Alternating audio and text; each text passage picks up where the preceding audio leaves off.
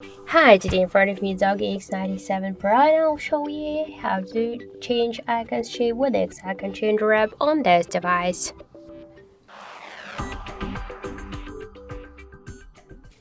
So first we should get the X icon changer app from the Play Store. That's why in the search pool enter the X icon changer. And now we should get this application, so that's why tap to install and wait a couple of seconds.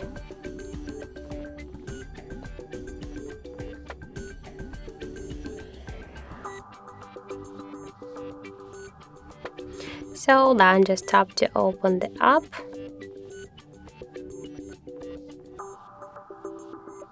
And here you'll see all of the available applications on your device, so you could use one from these applications to change the icon. For example, let's change the clock icon. If you want to rename it, just click here on this name, edit name icon. Here you'll see a library with different folders with the icons.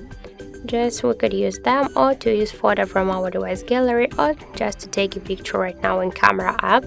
For example, I'll use one from this available icons. So this is the clock one. Let's find this similar icon, then just tap on the right upper corner to OK button, and now we should just skip the ads. So let's wait a couple of seconds, tap to this X icon, tap add to home screen.